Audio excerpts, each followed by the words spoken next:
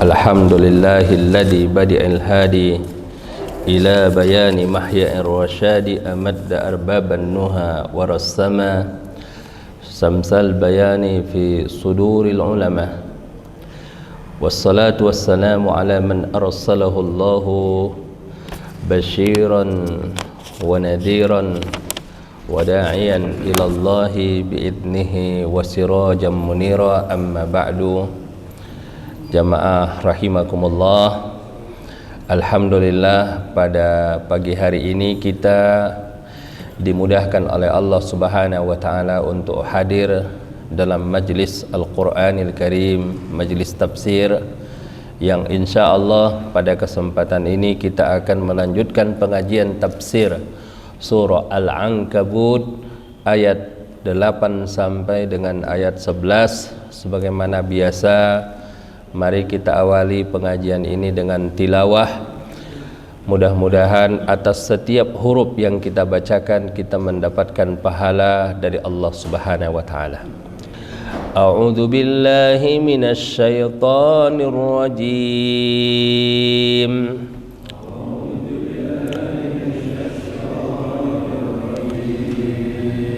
Bismillahirrahmanirrahim.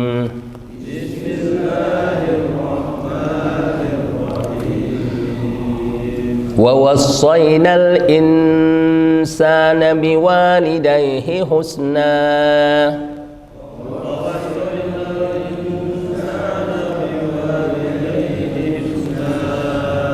Wa in jahadaka litusyrika bi ma laysa laka bihi ilmun fala tuti'huma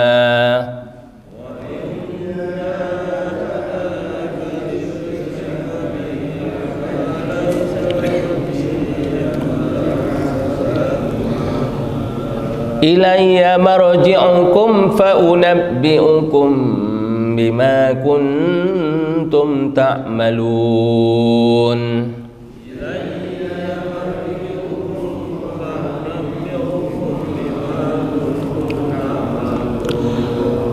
Walladzina amanu wa 'amilus solihati lanudkhilannahum fis solihin.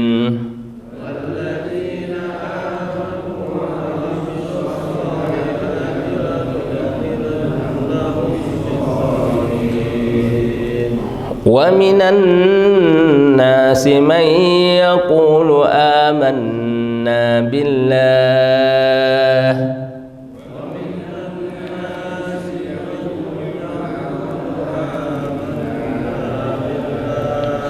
fa idza udhiya fillahi ja'ala fitnatan nasi ka'adabillah.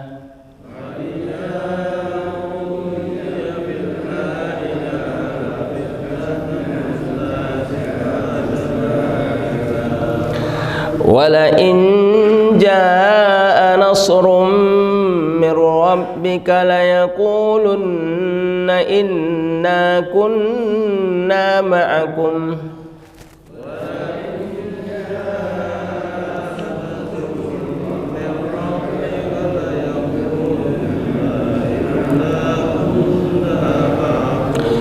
awalaysa Allahu bi'a'lama bima fi suduril alamin.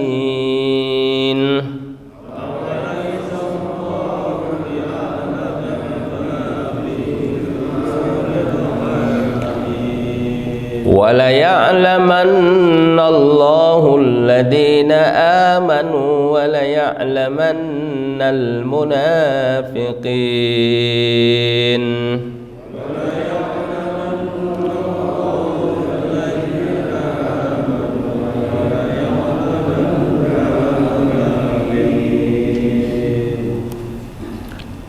Qala Allah Ta'ala wa wassaynal insana biwalidayhi husna.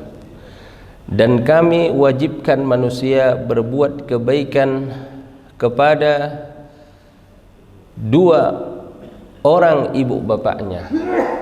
Agama ini jamaah rahimakumullah mengajarkan kepada kita untuk tidak melupakan jasa orang yang telah berbuat baik kepada kita.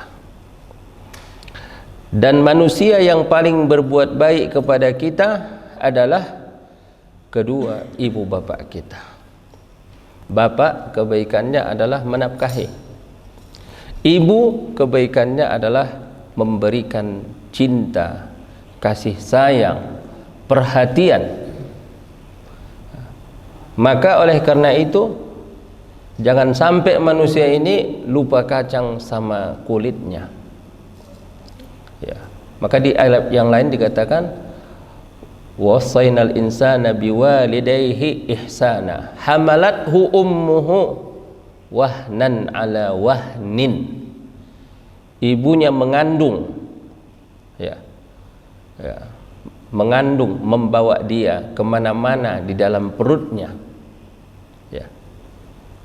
Pernah ada orang minta uang sewa rumah kepada ibunya, ya, ya. Kemudian ibunya nggak mau bayar gitu, ya. Akhirnya orang ini mengadukan ibunya ini ke pengadilan. Ketika di pengadilan, ibunya menuntut balik.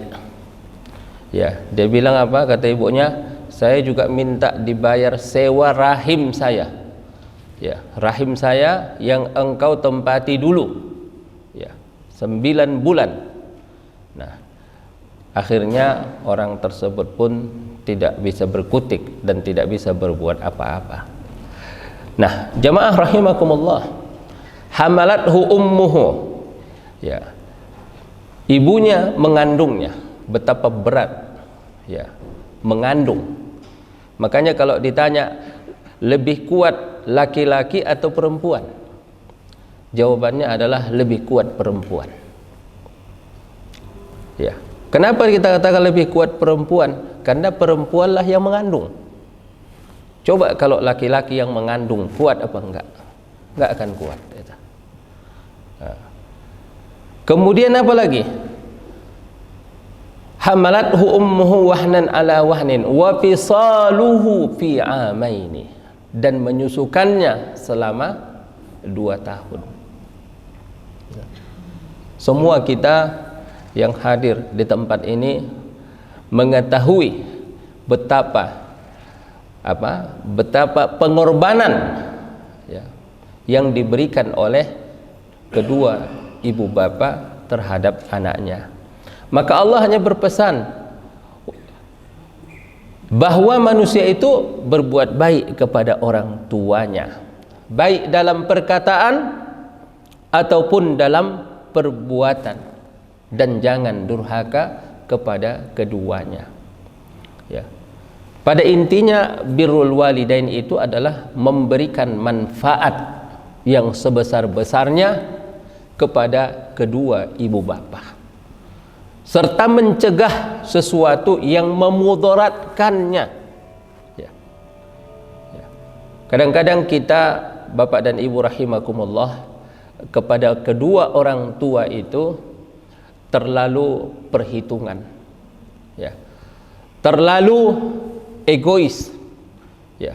Padahal, ya, yang terbaik bagi seorang anak adalah mengikuti apa kata orang tuanya, selagi yang diinginkan oleh orang tuanya itu tidak bertentangan dengan perintah Allah dan perintah Rasulnya. Ya. Fala taqul lahuma uffin wala tanharhuma. Jangan katakan kepada kedua orang tua. Wala tanharhuma. Jangan engkau hardik keduanya. Karena mungkin akan tiba saatnya ketika orang tua kita sudah sangat sepuh, ya, mungkin dalam hitungan matematik ini orang tua sudah tidak mendatangkan manfaat lagi, ya, yang ada hanya menanggung. Mungkin karena sudah tua, sudah pikun, ya, bahkan mungkin untuk cebok pun dia tidak sanggup, untuk merawat dirinya pun dia tidak sanggup, ya. Maka kewajiban anaknya lah untuk merawat, menjaga, dan termasuk memberikan nafkah. Makanya apabila seseorang meninggal dan meninggalkan ayahnya, maka ayahnya itu termasuk yang mendapatkan warisan walaupun dia punya anak laki-laki dan punya anak perempuan. Warisannya berapa, Pak? 1/6. Dia dapat 1/6. Kalau ada harta yang ditinggalkan 6 miliar, dia dapat 1 miliar. Ya. Jadi dalam kata orang apa? Anta wa maluka li abika. Engkau dan hartamu itu milik ayahmu. Ya. Maksudnya apa? Maksudnya jangan pelit sama orang tua sendiri. Ya. Kadang-kadang orang tua itu kebingungan ketika sudah akhir bulan untuk bayar listriknya, ya, untuk bayar pulsanya, untuk bayar kebutuhannya, atap rumahnya yang sudah bocor atau plafonnya yang sudah rusak, ya. Anaknya ya padahal sudah bekerja, anaknya padahal sudah sukses, tapi melupakan jasa-jasa kedua orang tuanya, paling sekali setahun datang. Nah, maka Allah berpesan kepada kita, wassaynal insana biwalidayhi husna. Ya, takdir di sini, wassaynal insana biwalidayhi ahsin ilaihi husna. Berbuat baiklah kepada keduanya. Adapun sababun nuzul daripada ayat ini adalah terjadi kepada Sa'ad bin Abi Waqqas. Ya. Sa'ad bin Abi Waqqas ini adalah anak yang sangat berbakti kepada orang tuanya ketika di masa jahiliyah. Anak yang paling nurut, anak yang paling baik kepada ayah dan ibunya, khususnya kepada ibunya. Maka tiba-tiba Sa'ad bin Abi Waqqas ini mendengar dakwah Rasulullah sallallahu alaihi wasallam. Ya. Dan dia pun mengikuti hidayah ini dan masuk Islam. Ketika dia masuk Islam, ibunya marah, ibunya murka. Sampai-sampai kata ibunya, "Fa wallahi la yazulluni saqfu baitin wa inna at-ta'ama wasyaraba alayya haramun hatta takfura bi Muhammadin." Wahai Sa'ad, aku minta kepadamu untuk tinggalkan itu agama Muhammad. Selagi engkau tidak mau meninggalkan agama Muhammad, aku akan berjemur di panas matahari ini. Aku tidak akan pulang ke rumah. Aku akan berjemur terus supaya engkau lihat, ya, supaya engkau mau mengabulkan permintaanku. Wa inna at-ta'ama wasyaraba alayya haram. Dan mulai hari ini saya tidak akan mau makan dan tidak akan mau minum sampai engkau kafir kepada Muhammad. Satu lagi, wahai Sa'ad bin Abi Waqqas, saya tidak akan mau menyisir rambut saya, biarkan rambut saya kusut, ya, sampai rusak semuanya selagi engkau tidak mau kafir kepada Muhammad. Jamaah, ini tantangan, Pak. Jadi Sa'ad bin Abi Waqqas diuji Allah, ya, keimanannya dengan satu lagi dengan kebaktiannya kepada kedua orang tuanya. Nah, tapi apa kata Sa'ad bin Abi Waqqas? Ya ummah, wahai ibu, law kanat laka mi'ata nafsin fa kharajat nafsan ma taraktu dini. Wahai ibunda yang kusayangi dan yang kucintai, seandainya engkau punya 100 nyawa dan satu nyawa keluar satu demi satu, ma taraktu dina Muhammadin, aku tidak akan meninggalkan agama Muhammad. Aku akan mempertahankan akidah ini. Kenapa? Karena aku yakin dengan agama ini. Fakuli in syi'ti, terserah engkau wahai ibu. Kalau engkau mau makan, makan. Kalau engkau enggak mau makan, enggak apa-apa, katanya. Kalau engkau mau berjemur terus, silakan. Kalau engkau mau Kalau engkau tidak mau menyisir rambutmu, silakan, kata Sa'ad bin Abi Waqqas. Ya. Apapun yang engkau minta wahai ibunda, aku akan turuti. Ya. Apapun yang engkau mau, aku akan ikut. Tapi untuk merubah agama saya, untuk keluar dari agama Muhammad, sekali-kali tidak, wahai ibunda yang kusayangi dan ibunda yang kucintai. Nah, maka turun ayat ini, Pak.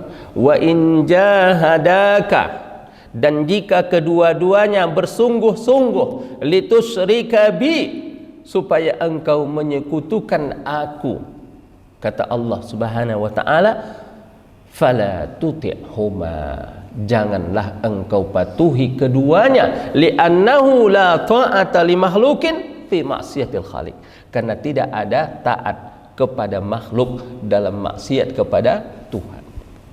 Di sini ada kata-kata ma laisa laka bihi ilmun, ya, yang tidak ada bagimu ilmu. Maksudnya apa? Yang tidak ada, maksudnya tidak ada orang yang mengetahui bahwa syirik itu baik, ya, berdasarkan argumentasi. Tidak ada argumentasi syirik, yang ada adalah argumentasi tauhid. Nah, ngapain engkau mengikuti sesuatu yang tidak ada argumentasinya, tidak sesuai dengan akal sehat, tidak sesuai dengan pikiran yang benar? Nah, fala tuti'huma. Kemudian Allah Subhanahu wa taala mengingatkan siapapun, termasuk di antaranya saat ilayya marji'ukum fa unabbi'ukum bima kuntum ta'malun. Ini adalah ancaman yang tegas kepada orang yang mematuhi siapapun dalam maksiat kepada Allah dan kepada Rasul-Nya. Jadi walaupun itu ibu kita sendiri ataupun ayah kita sendiri, kalau ternyata permintaannya bertentangan dengan permintaan Allah dan Rasul-Nya, fala tuti'huma, jangan engkau patuhi.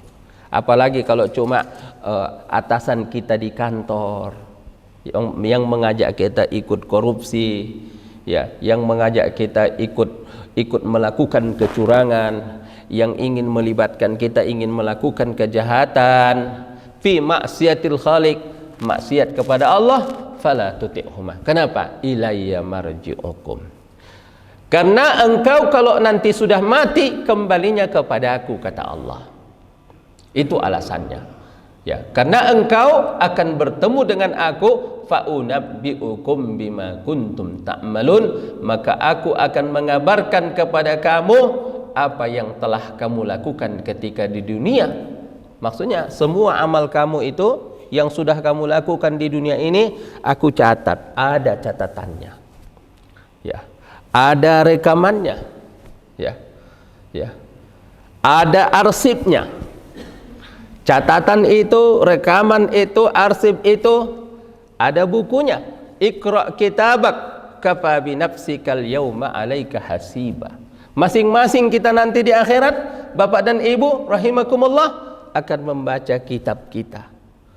Ya, fa amma man utiya kitabahu bi yaminih fasawfa yuhasabu hisabai yasira. Wa amma man utiya kitabahu bi shimali fasawfa yuhasabu hisaban asira. Jamaah rahimakumullah. Nah, ketika buku itu ditunjukkan kepada kita dan kita baca, Allah Subhanahu wa taala memberikan kepada kita ingatan yang sangat kuat itu. Ya. Mungkin kalau sekarang kita udah lupa apa yang kita lakukan berapa? 10 tahun yang lalu, 20 tahun yang lalu, 30 tahun yang lalu. Tapi nanti ketika sudah di akhirat, kita akan ingat when, di mana, what, apa perbuatannya, why, bagaimana perbuatannya, kemudian tanggal berapa, jam berapa, di mana tempatnya, seolah-olah kita lihat langsung dengan mata kepala kita.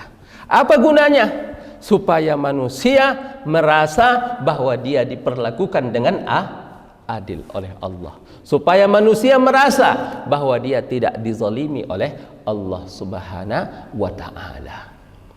Kalau kita ingat penutup ayat 8 ini, ilayya marji'ukum, kepadaku kamu akan kembali, maka aku akan menunjukkan kepada kamu nanti di akhirat amal-amal kamu. kemudian kamu akan mengakuinya, dan kemudian kamu dihukum atas perbuatan itu, maka kita berpikir 1000 kali untuk melakukan dosa di atas dunia ini. Ya. Kalau begitu terhadap amal keburukan, maka amal kebaikan juga seperti itu. Maka di dalam ayat dikatakan, "Faman ya'mal mithqala dzarratin khairan yarah, wa man ya'mal mithqala dzarratin syarran yarah." Barang siapa yang beramal kebaikan sebiji zarrah akan dia lihat. Barang siapa yang beramal kejahatan sebiji zarrah, dia akan lihat. Ayat ini menghentikan segala kemaksiatan, segala pelanggaran dan segala dosa. Tapi di satu sisi menyemangati kita untuk terus beramal, untuk terus berbuat baik. Termasuk perbuatan baik itu adalah birrul walidain. Dalam hadis dikatakan, bapak dan ibu, burru aba'akum taburrukum abna'ukum. Pengen gak kita anak-anak kita berbakti? Pengen gak kita anak-anak kita melindungi kita? Pengen gak kita anak-anak kita menjaga kita ketika kita sudah tua?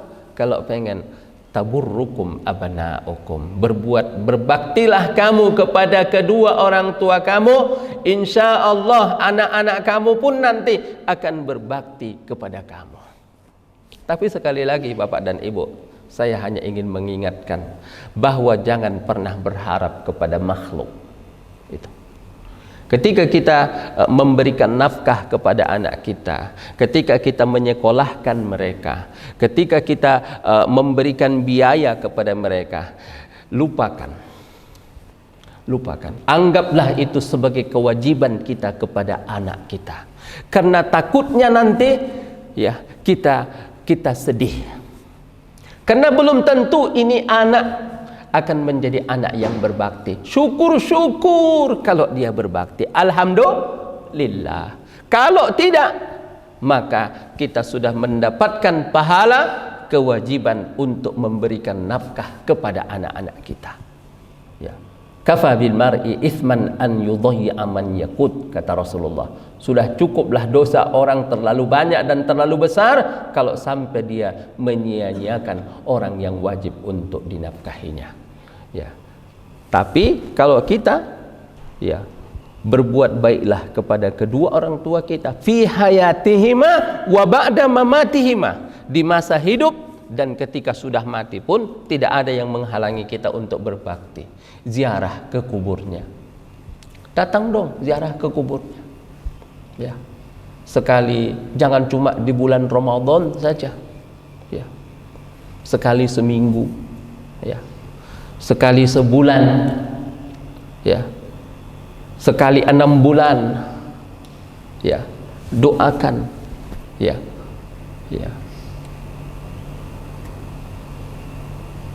kirim, ya, kirim apa? Kirim sedekah, ya, insya Allah sampai, ya. Orang NU ditanya, itu emang sedekah sampai kalau dikirim ke sana? Sampai katanya. Buktinya nggak pernah pulang katanya, nggak pernah kembali katanya Pak itu.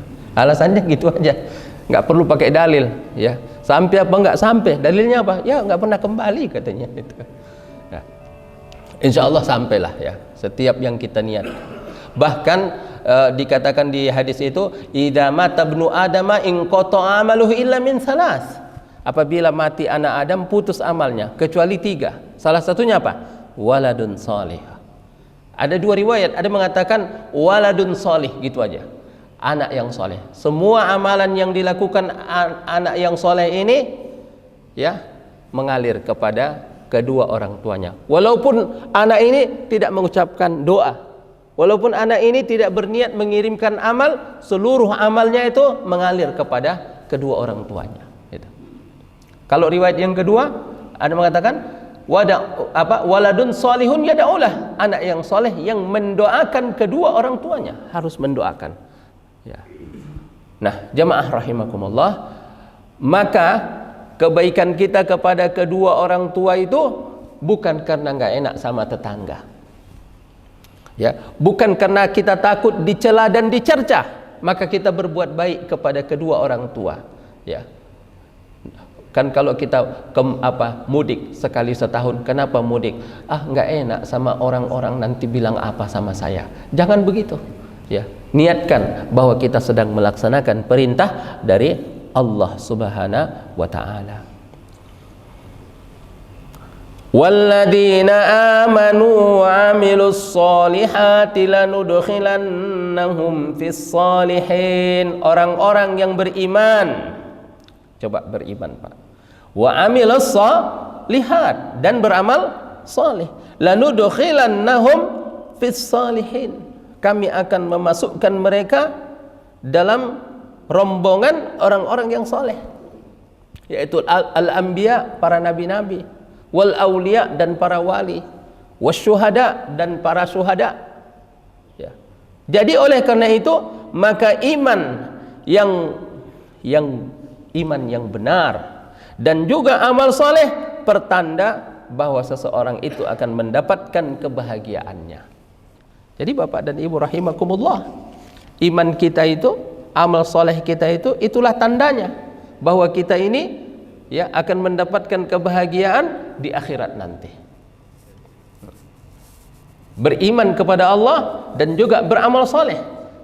Ya, tentunya dua hal ini, iman dan amal soleh, adalah dua hal yang tidak bisa dipisahkan. Amal soleh tanpa iman tidak diterima oleh Allah. Ya. Iman tanpa amal soleh juga tidak diterima oleh Allah Subhanahu wa ta'ala. Iman yang kita inginkan adalah iman yang menjadikan kita sebagai orang yang pemberani, iman yang menjadikan kita sebagai orang yang rajin beramal.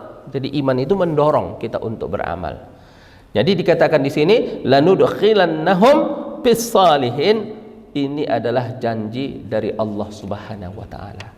Jadi Bapak dan Ibu rahimakumullah, tidak repot, tidak ribet untuk masuk surga itu. Yang pertama syaratnya adalah iman, dan yang kedua syaratnya adalah amal soleh. Dan amal soleh ini, setelah selesai amalan yang wajib, maka terserah kita mau memilih. Ada orang yang amalannya memberi makan orang, suka memberi makan aja itu. Ada orang amalannya melazimkan salat qabliyah dan ba'diyah itu. Bapak dan Ibu rahimakumullah, ketika kita melazimkan salat qabliyah dan ba'diyah itu, ya, kata Rasulullah SAW, man hafaza ala sintai asyara rakaah banallahu lahu baitan fil jannah. Barang siapa yang mempertahankan 12 rakaat dalam sehari semalam, dibangunkan Allah untuk dia rumah di surga. Kebayangkan enggak Bapak dan Ibu, ketika salat ba'diyah isya itu paling semangat kita melakukannya. Kenapa, Pak? Kenapa kita paling semangat melakukan salat ba'diyah isya? Karena habis salat langsung terima kunci. Kunci apa? Kunci rumah di surga. Siapa yang menjaga 12 rakaat dalam sehari semalam, dibangunkan Allah untuk dia rumah di surga. Jadi dari subuh udah dijaga, qabliyah zuhur berapa? 4, ba'diyah zuhur 2, ba'diyah maghrib 2, ba'diyah isya 2, Bu. 2. Nah, berarti setelah selesai ba'diyah isya terima apa? Terima kunci 1, simpan kuncinya gitu. Besok lagi jaga lagi. Isya terima kunci. Besok lagi terima kunci. Kira-kira yang umurnya 70 tahun, 30 tahun dia mudawamah salat qabliyah dan ba'diyah, punya rumah berapa nanti di surga? Ya, rumah bukan sekedar rumah, tapi rumah itu ya zikrul ba'di wa iradatul kulli, menyebutkan sebahagian, tapi yang dimaksud adalah keseluruhan, yang dimaksud adalah istana. Itu Bapak dan Ibu rahimakumullah. Makanya semangat untuk menjaga qabliyah dan ba'diyah itu. Di samping memang qabliyah dan ba'diyah itu adalah yang melindungi kita dari setan. Ya. Kemudian karena dia adalah lapis kedua. Lapis yang pertama yang wajib, lapis yang kedua adalah yang sunnah itu tadi. Kalau kita tidak punya lapis kedua, yang diserang nanti yang wajib. Yang diserang salat zuhurnya, salat asarnya, salat maghribnya, salat isya'nya. Itu yang digoda setan. Tapi kalau kita punya lapis kedua, salat sunnah, yang paling-paling yang digoda setan apa? Jangan qobliyah, jangan ba'diyah, nanti aja katanya. Nah, itu. Nah, amal soleh itu dijadikan Allah bermacam-macam supaya bisa dilakukan oleh semua orang. Ada yang amal solehnya adalah tolabul ilmi, menuntut ilmu. Ada yang amal solehnya adalah birrul walidaini, itu. Karena dia punya orang tua yang masih hidup di rumahnya. Ya. Ada amal solehnya itu adalah mencari nafkah buat anaknya. Anaknya 7, Pak. Itu. Dia bekerja terus, pergi pagi pulang petang, paras keringat banting tulang untuk menghidupi dan untuk menyekolahkan dan untuk merawat anak-anaknya ini. Itu juga ibadah. Ada orang ibadahnya apa?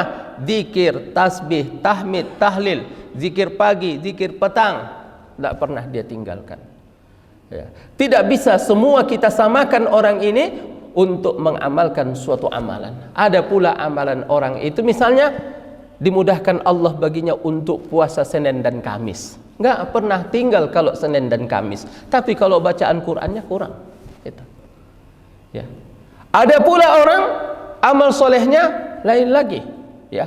Dia kerjaannya menangkap koruptor, ya, menangkap para penjahat, menangkap para pencuri. Nah, itu lagi amal solehnya. Jadi bermacam-macam amal soleh itu setelah menyelesaikan amalan yang wajib. Maka dikatakan di sini lanudkhilannahum fis salihin, kami akan masukkan mereka ke golongan orang-orang yang saleh. Maksudnya dimasukkan ke surga oleh Allah Subhanahu wa taala. Wa minan nasi may yaqulu amanna billah, dan di antara manusia ada yang berkata kami beriman kepada Allah, tapi fa idza udiya fillah, maka apabila dia disakiti di jalan Allah, ja'ala fitnatan nasi ka'adabillah, dia menjadikan ujian, cobaan yang diberikan manusia itu seperti adab daripada Allah. Maka Bapak dan Ibu rahimakumullah, ketika kita mengaku bahwa diri kita ini beriman, ya, ketika kita mengaku bahwa kita ini orang yang beriman, maka keimanan kita itu pasti diuji oleh Allah Subhanahu wa taala. Ya.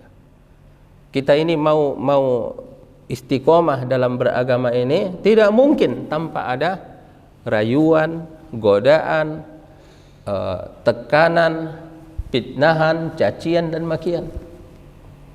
Nah, makanya kata orang kalau engkau beragama itu lurus-lurus aja, ya, lempang-lempang aja, tidak ada ujian, tidak ada cobaan, tidak ada tidak ada fitnahan, maka engkau harus mundur ke belakang. Jangan-jangan engkau itu salah jalan, katanya.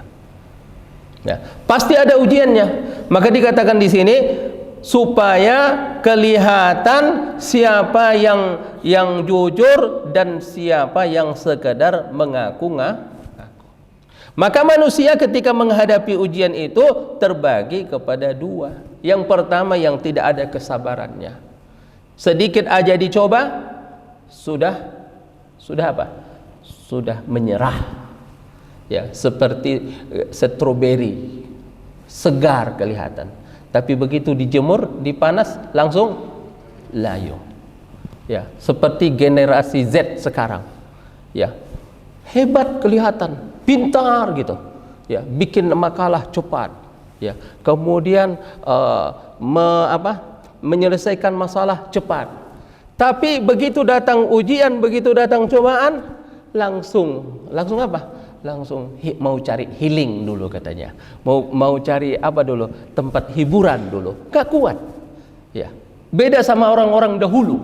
Orang dahulu karena tidak ada gadget ini, ya, jatuh biasa, luka biasa lah, kemudian terkilir biasa, sehingga menjadi generasi yang kuat.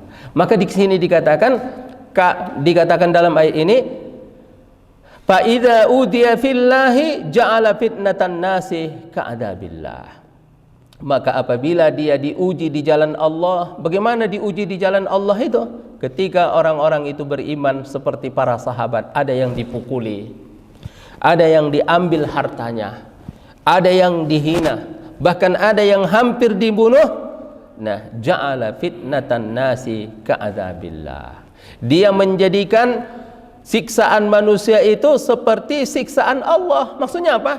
Dia menganggap siksaan itu menghalangi dia untuk beriman kepada Allah. Akhirnya ditinggalkan iman kepada Allah. Akhirnya dia murtad, akhirnya dia meninggalkan agama, akhirnya dia meninggalkan kebenaran. Seperti orang yang ada di zaman ini.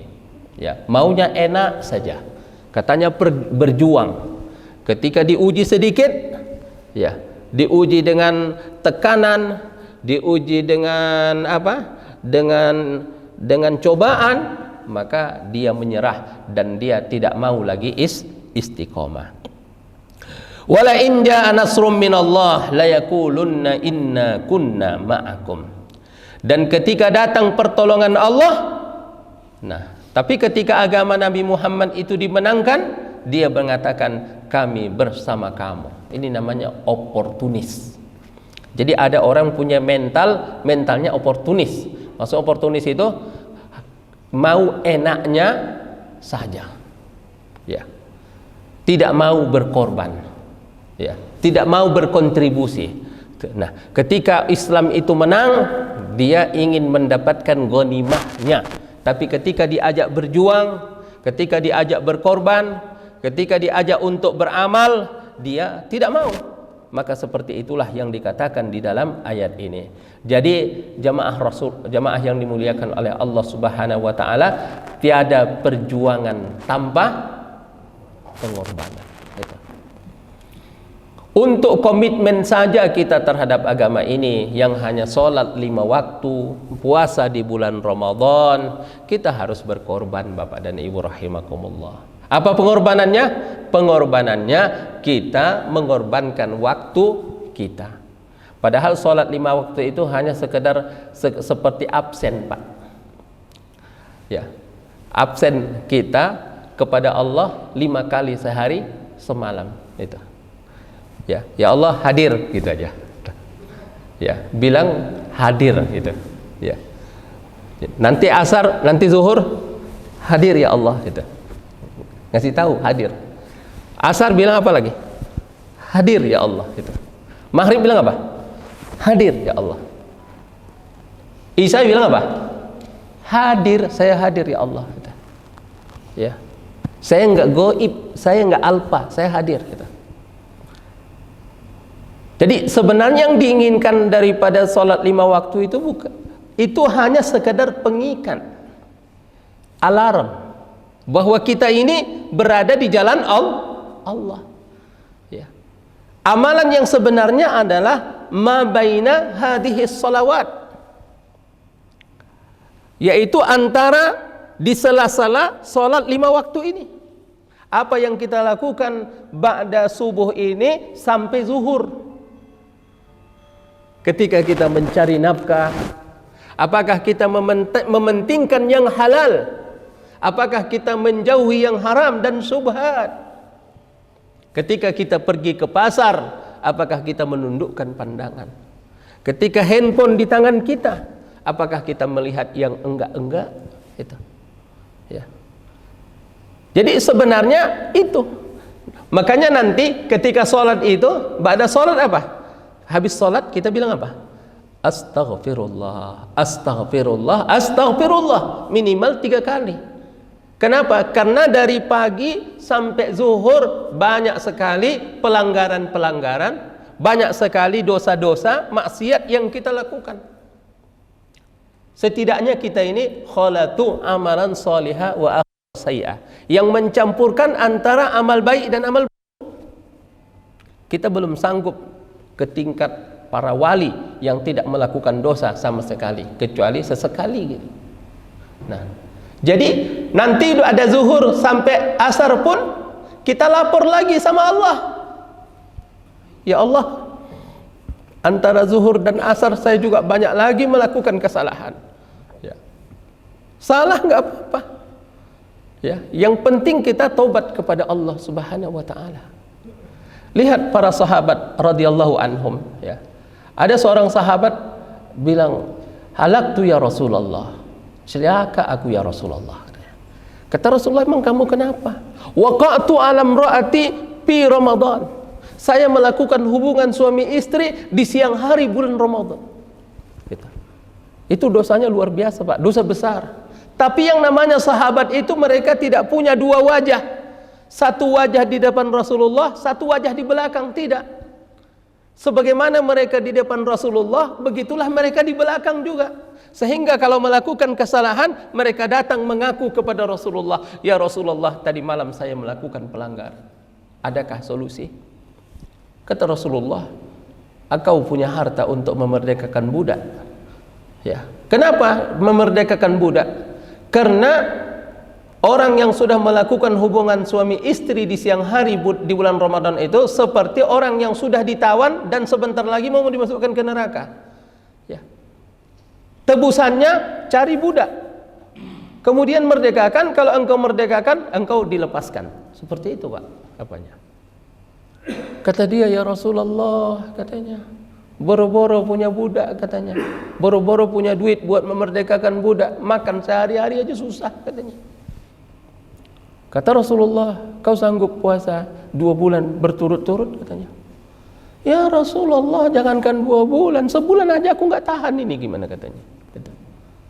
Kata Rasulullah, "Kau punya uang untuk memberi makan 60 orang miskin?" "Ya Rasulullah, buat makan sehari aja nggak bisa," katanya. Coba ini, Pak. Akhirnya apa? Dia duduklah, ini duduk lemas dia. Kira-kira bagaimana caranya supaya saya selamat dari dosa ini? Dia udah sadar dosanya dosa besar itu. Ya, berhubungan suami istri di siang hari bulan Ramadan. Lalu ada orang membawakan kurma kepada Rasulullah 1 keranjang. Kata Rasulullah, "Udah ambillah ini. Kurma 1 keranjang ini sedekahkan kepada orang-orang yang ada di sekitarmu." Katanya, "Ya Rasulullah, kurma ini disedekahkan kepada orang yang lebih miskin dari kami?" Kata dia, "Iya," kata Rasulullah. "Ya Rasulullah, di kampung itu sayalah yang paling miskin," katanya. "Nggak ada lagi yang lebih miskin dari kami, ya Rasulullah." Kata Rasulullah, "Ya sudah." Rasulullah sampai ketawa melihat orang ini. Ya, sampai kelihatan gigi geraham Rasulullah, ya. Akhirnya apa kata Rasulullah? "Ya udah, bawa ke rumah, kasih makan anak dan istrimu." Gitu. Tapi apa yang kita ambil? Sahabat itu ketika melakukan dosa, ya, tidak menutup-nutupi dosanya, ya, tapi mengakui dan ingin kembali kepada Allah dan Rasulnya. Itu pula yang terjadi kepada Umar bin Khattab radhiyallahu anhu. Dulu, Pak, di awal puasa itu dilarang makan dan minum dan juga berhubungan suami istri mulai ba'da maghrib sampai ke maghrib lagi, nggak boleh. Ya. Yang boleh pada saat itu adalah mulai ba'da maghrib itu boleh makan dan minum dan berhubungan suami istri asal belum tidur. Kalau udah tidur nggak boleh. Gitu. Nah, sahabat itu kalau tidak makan dan minum mereka tahan. Tapi kalau tidak, yang satu itu pada nggak tahan, Pak. Gitu. Akhirnya suatu ketika Umar bin Khattab lagi di rumah, istrinya pulang. Kedengaranlah sama Umar bunyi gelang kakinya. Ya, gelang kaki kan bunyi itu. Nah, sahabat ini orang yang sangat menundukkan pandangannya.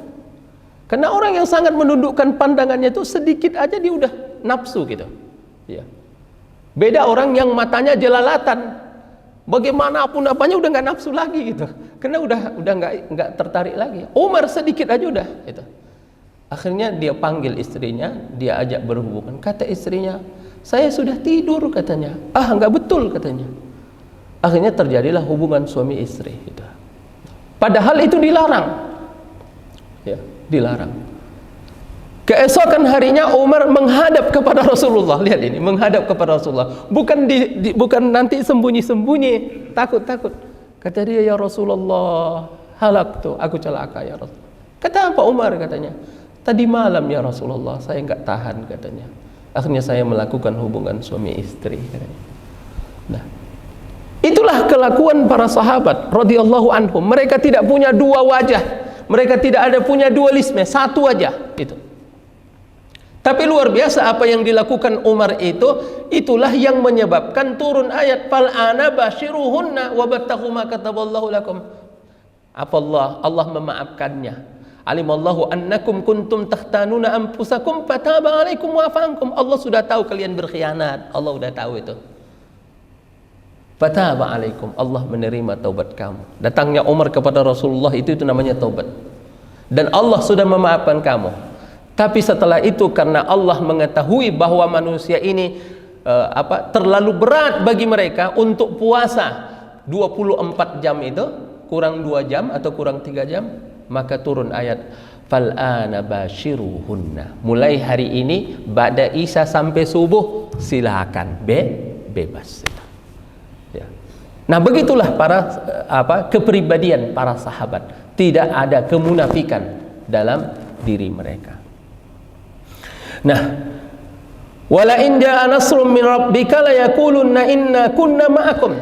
Jadi ada orang Bapak dan Ibu rahimakumullah mau enaknya saja. Ya.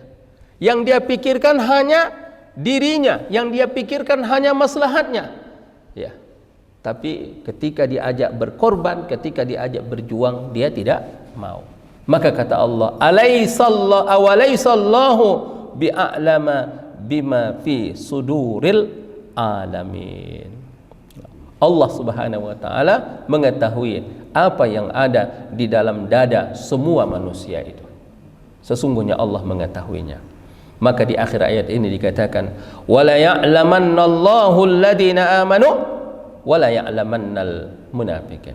Dan sesungguhnya Allah benar-benar mengetahui orang yang beriman, dan sesungguhnya Dia mengetahui orang-orang yang munafik. Ya, di dalam tafsirnya dikatakan Allah akan memperlihatkan kepada kamu siapa yang beriman dan siapa yang munafik.